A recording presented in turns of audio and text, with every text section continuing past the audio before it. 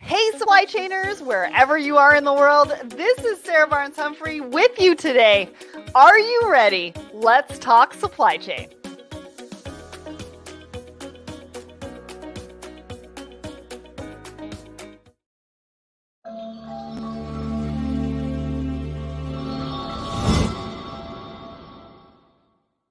Hello, everybody, and welcome to Tuesday, as well as Thoughts and Coffee. My name is Sarah Barnes-Humphrey. I am the founder and host of Let's Talk Supply Chain, as well as the Blended Podcast and founder of the Blended Pledge. Now, we've got a really great episode for you today. We've got Richard Howells from SAP. He's going to be joining me in just a few minutes, and we're going to be talking about that Forbes article. I know we've mentioned it on Thoughts and Coffee a couple of times because I was included in it, but we're going to hear from the author himself all about the predictions, what it means for you, what we need to be thinking about for 2023. But before we do that, let's talk about what is happening at Let's Talk Supply Chain right now. So we've got a brand new episode for you with Nipendo. Now, Paul joined me to talk about how they are thinking about the source to pay space. Now, there is a very, very big announcement in the introduction of this particular episode. I am not going to ruin it for you, so go and listen to the podcast episode with the intro because it's some pretty exciting news, not only for our industry, but also for Nipendo as well. So go and check that out wherever you subscribe to the show. It was episode 319. Next, we've got a brand new episode of the Blended Podcast out right now, and it's about parenthood versus a career. Now, we've been getting some amazing feedback on this particular episode because there's a lot of parents in our industry. There's a lot of parents in the workplace, and they are really coming from an authentic place, talking about what it's like to be a parent, what it's like to be a parent with a career, and how they are juggling everything. So that is episode 318 on the Let's Talk Supply Chain podcast. It's episode 28 if you subscribe to Blended directly as well. Plus, we've got some live shows coming up on Friday. Thursday. Far Eye is going to be joining us. Judd has a show about keeping an eye on last mile delivery, retailers' priorities until 2027. Now, this is really interesting because I am going live for a webinar with Flex later on today at 1 p.m. Eastern. If you're not signed up, go and sign up. We've got that in the comments as well. But we're talking about in that webinar how retailers are actually thinking even beyond 23, 24, and they're looking towards 25, 26, 27. So you're not going to want to miss this one on Thursday because this is exactly what retailers are thinking about. And if you're a vendor to those retailers, you want to know what they are talking about. Last but not least, we've got the supply chain planning playbook by Flexport. If you haven't gone to check this out, you've got so much amazing insights within this particular article, and we're going to post the link for you to go and check that out. Mr. Supply Chain is quoted in this article. You've also got MIT in there as well. Lots of really great advice, expert advice from the people at Flexport about planning for 2023. What are the predictions? What are the advice? Go and check that out as well. All right. Well, without further ado, we are going to bring up our guest for today because we have a lot to talk about. So we need to bring him up early to make sure that we cover everything. Hello, Richard. Welcome to Thoughts and Coffee. How are you today? Hi, Sarah. Great to be on. Thanks for inviting me. Yeah, I'm so excited to see you. Now, you were on the Let's Talk Supply Chain podcast when we were a baby. I think this was back in 2018 when we first did the rebrand. You and I connected on LinkedIn. And I was like, Richard, I really want to have you on my show. And you were like, sure. And we were just a tiny, tiny show at that point. So I had a lot less gray hair. I want to say thank you so much for being one of our, first supporters and coming on the show so early. But why don't you tell everybody who you are and what you do so we can all get to know you? Sure. Thanks again. So my name's Richard Howells. I'm responsible for thought leadership and awareness for SAP's ERP, finance and supply chain solutions. fancy title, but I like to say that my job's to make boring topics interesting and complex topics simple. Um, I I'm love based that. near Boston. You can Uh-huh. probably tell by my accent. I think I have the original Boston accent. Do Uh, you really? Is that Scottish? it's Welsh, actually. I'm from Wales. Welsh. Behind Oh, me is I a should have known Welsh that. dragon somewhere. I Um, should have known that. and I've been in the supply chain space for way too long and worked and implemented systems at companies like Gillette, Colgate, Nestle, Royal Worcester Spode, and other companies around Europe mostly. But now based Amazing. in the US. Amazing. And like you said, you are now bringing some really great content into the industry and talking about things that we should all be thinking about. And that's why I wanted to have you on the show and make sure that we talk about that Forbes article. Now, we got Audrey's perspective as a shipper based on your article. We got my perspective, but now we're going to be talking about your perspective. But before we do that, let's talk about the poll of the week. So, the question that we asked the community last Wednesday: which supply chain management KPI is the most important? 73% of you said operational KPIs, 23% of you said financial KPIs, and 4% of you said other. We had 919 votes and 55 comments, and most of those comments are around it should be both. So, Richard, can you weigh in on this poll for me here? Which one is more important, or is it really about both of them? Well, supply chain's always been a balancing act. We're always Yeah. balancing cost and efficiency, for example. So Mhm. to a supply chain organization, operational KPIs are probably seen as the top priority. But as you report up through the organization, you have to feed and keep in track with the financial KPIs. So I think there's a balancing act between the two. But increasingly, I'm seeing the need for sustainability KPIs as well, so that you can align to the regulatory mandates and corporate commitments that have been made by executives. So the balancing act becomes a three-way stool of cost or finance, efficiency or operations, and sustainability. Absolutely. And we're going to be talking more about that because it's becoming increasingly more important, sustainability. We're also going to be talking about a couple other things that are very surprising in this industry. But before we do that, give us a bit of a market update. What are you hearing from clients? What are people talking about? What is top of mind right now? What's top of mind right now? Well, for the last 2 years, the keyword's been resiliency. I mean, Yes. we all know what's happened over the last 2 years. We first of all, for decades, we focused on considering supply chain as a cost center and managed and stripped cost out of the supply chain and thus increased the risks. And then all of a sudden, the world changed. The pandemic had a significant effect on how we think about supply chains, and in the last 12 months, we've seen the war in Ukraine, we've seen climate change issues come up, we've seen political instability, we've Hmm. seen a surge in inflation. And in fact, the Collins English Dictionary, their word of the year for 2022 was permacrisis, Really? which means you're always in crisis. Well, that kind of, I was going to say we've been seeing a lot of this emoji from all the supply chain professionals, I think, in 2022, trying to figure out planning and forecasting and all sorts of stuff around these disruptions. But permacrisis, that's the first time I've actually heard that word used. And yeah, I think that should be the word for supply chain in 2022, don't you think? Yeah, I really do. But I think moving forward, I mean, resiliency and risk resiliency is critical moving forward. But I mentioned sustainability KPIs a little earlier, but I Mhm, think sustainability will join it as equally important moving forward as it should do. I mean, most companies have set their mission statements and goals around sustainability, whether it's zero zero emissions by a certain date or mhm, carbon neutral by a certain date. But mhm. many still don't have the infrastructure and the data available Nope. to meet those goals or to be able to see if they're meeting those goals. Or even the So, fuel to fuel the shipping vessels yeah, that they're using to move their product. Because I know that one came up for me last year as well.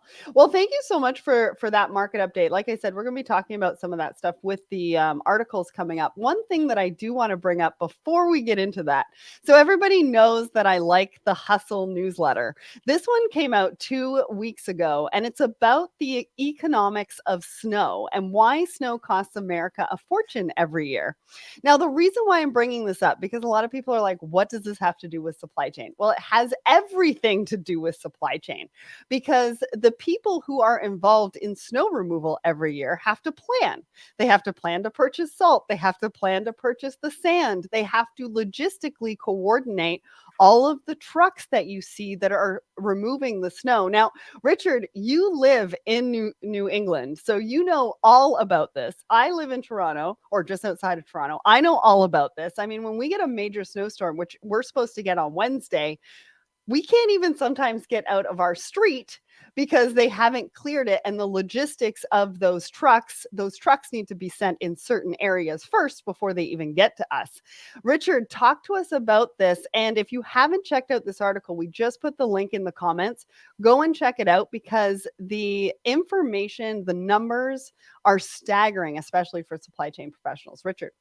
Well, I'm looking at my window at the moment of about 3 inches of snow, so I can attest to the challenges of snow clearing. And it always amazes me, just at an individual level, at a consumer level, the rush that you have at your local Lowe's or Home Depot to get shovels, to get salt, to get water, to get food, and the stores are always empty if there's a news of a snowstorm. And it's not as if they don't happen every year. They happen every year as regular as clockwork in New England. So we should be prepared for those things. So just the scale of what you have to do from a transportation standpoint to make the roads clear always amazes me. The fact that the salt piles they always have somebody interviewed in front of a salt pile that's the size of a small mountain, and they run out before the end of the season. But I mean, isn't this sort of an ode to supply chain planning and disruption? Absolutely. Because at the end of the day, you can't predict the weather. And so theoretically, if you're in this position as a supply chain professional, looking at the economics of the snow removal or the salt or whatever that looks like, you really don't know how much snow you're going to get in one season. And so the disruptions that we're feeling within supply chain right now can really be attributed to what those supply chain professionals go through. Yeah, exactly. I mean, you see risk resiliency is a key here, and carrying more inventory is usually the answer. I mean, carry more salt, carry more intermediates for your manufacturing processes. It's always a balance, between cost and customer service in that case. Supply chain is always a balancing act. And absolutely making that right decision, I think companies are erring more on the just in case rather than the just in time approach. And that might be a metaphor that could be used for the snow clearing processes as well. Hopefully they're watching today. If not, I'm going to try to find some of those folks and tag them in this and be like, come into the fold of supply chain, because you're definitely a supply chain professional like the rest of us. All right, so let's get to our first article. And we've been talking about this for months. And so I'm so excited to have Richard here to talk us through the thought behind this article. And I do want to say thank you to you, because you did feature a couple of quotes from me. You had asked me to weigh in, and I sent you some information. Sometimes they get picked up, sometimes they don't, but mine definitely did. And the quote that I had was around risk dollars and where organizations are actually looking to spend their risk dollars. People are thinking about that very differently now. Do we keep it all overseas? Do we bring some back? Do we look at different options? And so talk to us about this article. Why did you want to write it? What surprised you about some of the predictions and some of the things that the contributors said? Okay, so first of all, it's much easier to write an article when you get help from other people. And one of the quotes I put in the article has been attributed to lots of people, but it said making predictions are hard, especially about the future. So to get around that, I crowdsourced and asked companies like Accenture and Capgemini, Deloitte, NTT Data and PwC, and then influencers like yourself and Scott Luton and Justin Goldstein from Penn State. to get the some great minds from supply chain to give me some input. And a lot of the feedback aligned to what we've been seeing with our customer base. Three things jumped out. And it's back to some of the things I talked about a little earlier. Risk resiliency is top of mind with everybody, with every manufacturing company, with most businesses, and how to mitigate and minimize risk. And that brings us back to the word permacrisis, because that's going to be an ongoing thing for the foreseeable future. Is there's always going to be something that happens. Nobody predicted a tanker blocking the Suez Canal, for example, and how you responded to that was the difference between success and failure. In fact, one of the quotes from Capgemini was, "Crisis appears to be part of the new normal, affecting not just day-to-day operations, but also causing all of us to reconsider our supply chain risk management strategies." So risk management strategies are key. Well, and sorry, just continue. before you go on, isn't that interesting? Because when the pandemic first started, it was, this is our new normal, but it's just going to be a little adjustment from where we were before. Yeah, and everyone said, then we'll go back to normal. And I don't think there is a back to normal. I think this is the new normal. Is be ready for change, be more risk averse, and expect the unexpected, I guess, is the way to think about it. Is it risk reverse or averse, or is it sort of risk like you're actually embracing risk, because it's going to be part of our lives? Yes, you're taking it into account. You have to plan for it. Yeah, absolutely. One of the things that you said in your article was around visibility. And I think somebody was quoted saying that data is still a problem. How are we in 2023 and data is still a problem when it comes to visibility?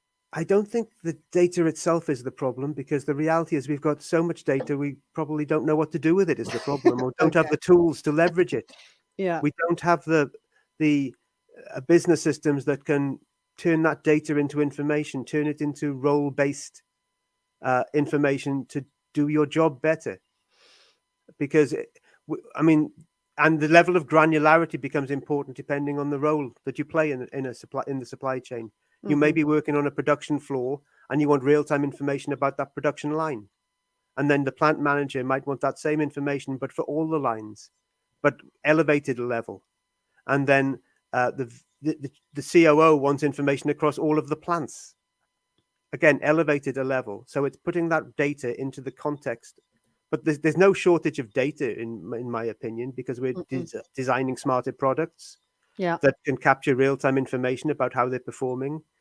Every piece of equipment and every vehicle on the road has sensors on them that can pass information back about where they are and if there are issues or not, or if things are on time.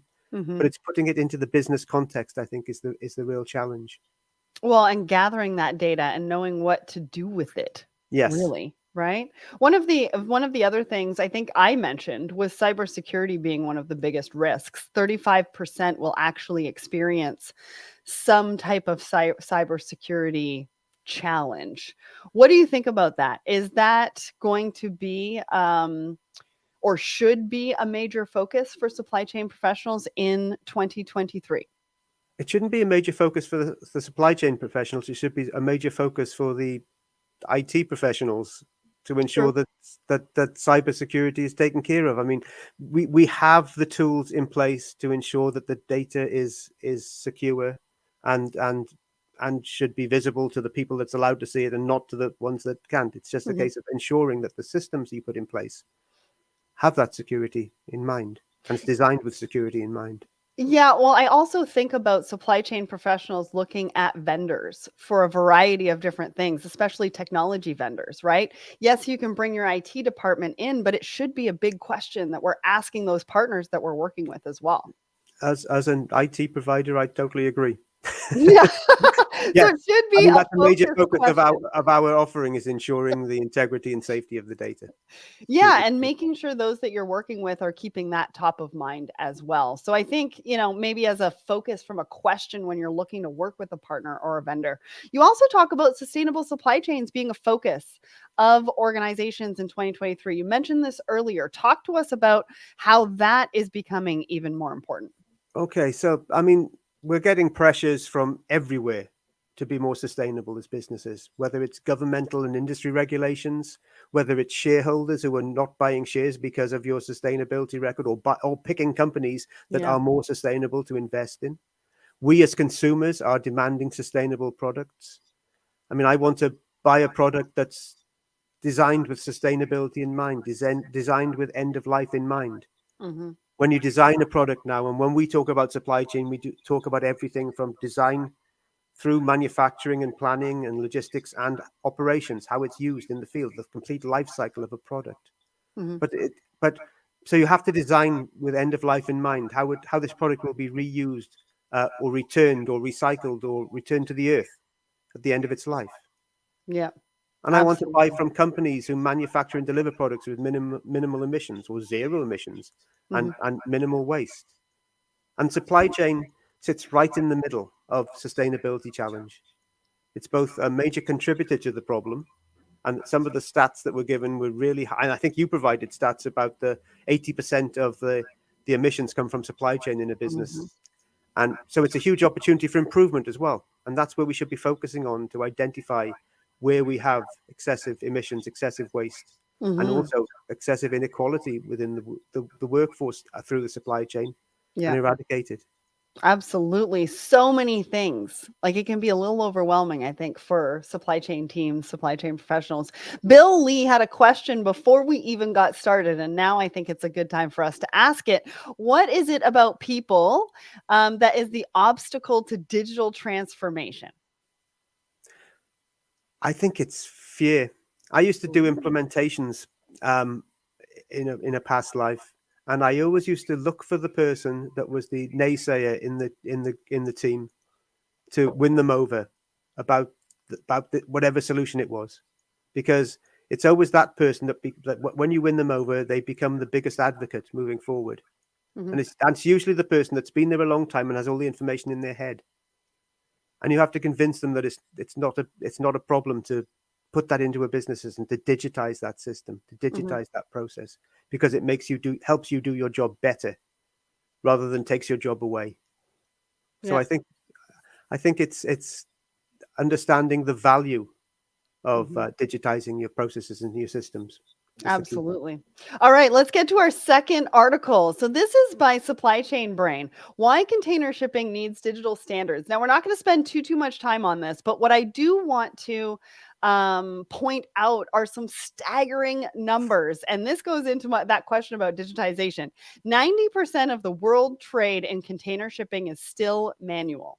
What does that mean for visibility? There's no visibility. And it's slow for information to pass between people. The other thing is bills of lading. Now, if you're in logistics and operations, you know what a bill of lading is. And a lot of times, for you to be able to pick up your product, you need an original bill of lading because it means that the supplier has been paid. 16 million original docs are produced every single year as a bill of lading. That is costing $11 billion. And only 1.2% is electronic right now. Now, I've been out of operations for a very long time. And I thought by now we would be a little bit more further into our digitization or our documentation digitization than we are today. Richard, does this surprise you?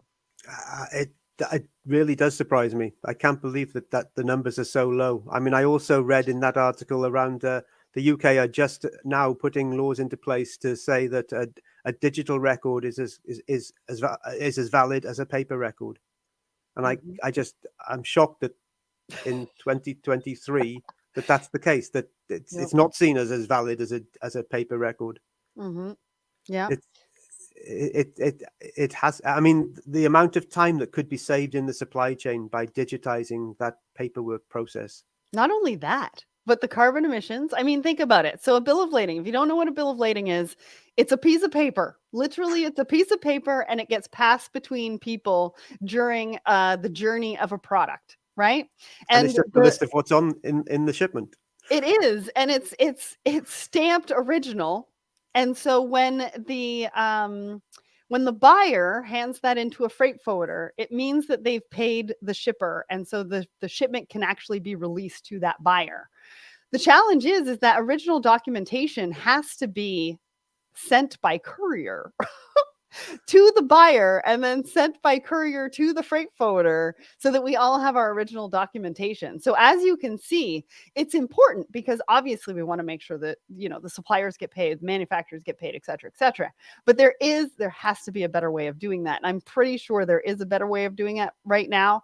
And I think 1.2% being electronic, like you said, is way too low at the moment. So if you're still dealing in original bills of lading, let's start talking to our suppliers and start figuring out how we can actually digitize this process and make it better for everybody. Because if you lose one of those original bills of lading, the whole cycle has to happen all over again. And just think about the carbon emissions behind one original bill of lading. Crazy. Crazy, crazy. All right. We need to get to our last article. Now, Richard, you wrote this one as well. It's time to get serious about servitization. What is servitization and what does it mean for supply chain? Well, it's also known as the service economy or the as a service business model. It's providing instead of selling a product, it's about selling a service or a subscription. I mean, we're seeing this in our everyday lives. I mean, I can't remember the last time I bought a CD or a DVD. Yeah. Because we're streaming everything in our house. Mm-hmm. And I even buy razor blades through as a service for myself and my sons. I still seem to be paying for everything, but that's a different story. I know you said that in the article. Well, go ahead. And we're seeing this increasingly in the business world and across many industries. Because in the business world, we're talking about some pieces of equipment, for example, that are very expensive. They're a huge capital expense. So being able to pay for that on a monthly basis based on a metric such as usage or throughput is more appealing. But that means a change in business models. You need outcome-based contracts from a financial standpoint, which includes the billing metrics of how you're going to get billed. And service level agreements to ensure uptime, and in many cases, that very few emissions will happen. And it means a periodic billing process and a periodic or monthly interaction with the customer, which is also good for customer service as long as everything's going well. Yeah, well, and it talks about bringing manufacturing closer to the end consumer, which is a really interesting concept, right? Because a lot of times there's a lot of different people in between manufacturing and the end consumer. But this is bringing that and bridging that gap, bringing everybody a little bit closer together. Yes. Give us some. It's flattening the supply chain a little bit and getting you closer to your customer. Yeah, give us the washing machine example. I thought that was really cool. So as I say, I try and make complex problems sound simple. So I gave an example that hopefully everyone will understand about. Instead of buying a washing machine, maybe the washing machine manufacturer could offer it as a service and bill you based on the number of washing cycles. So if you're a single person living alone, you may use the washing machine once a week.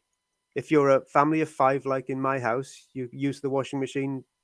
Daily. It seems like once an hour sometimes, but once a day maybe. And you would pay more for that service than the person using it once a week. But to be able to do that, you need to build a smart washing machine, because the washing machine has to capture data so that you can drive that business process. You have to be able to track the number of wash cycles, for example, and send that back to the manufacturer who is going to bill you. But the manufacturer has to make sure the washing machine is working all of the time. So you need to put sensors in the washing machine on critical parts, so that the manufacturer has visibility if that washing machine is trending to failure. It could break down. Yeah. And send somebody to do a small repair to fix a small problem before it becomes a big problem. Because if the washing machine isn't working, nobody's happy. The customer isn't happy because they can't wash their clothes. Mm-hmm. And the manufacturer isn't happy because they can't bill the customer because they're not using any washing cycles. Right. So it really means a rethink of the business process, and think differently about how to design that product and how to design your financial processes and how to interact with the customer. Maybe you build a smart app so Yeah. that the customer has information on their phone so that they can see that there's an issue with the maintenance. They can see the emissions that Yeah. product is churning out into the Mm-hmm. air, And so that they have heightening customer experience, right? It makes exactly. everybody sort of work more and better together. And I always say collaboration is the future of business. Now we only have a few seconds left, so I do want to let everybody know where I'm going to be coming up next week. I'm going to be at Manifest. I'm going to be on stage with DHL. Talking about mega trends, and I'm also going to be on the show floor all over the place. And then in February, we're going to be at TPM Tech and TPM 23 with the Journal of Commerce as well. And again, I am going to be doing a webinar with Flex at 1 p.m. Eastern today. If you have not registered, go and register. We've got lots of people, almost 800 people, I think, signed up. Richard, thank you so much for joining us today. It's been an absolute pleasure to see you again.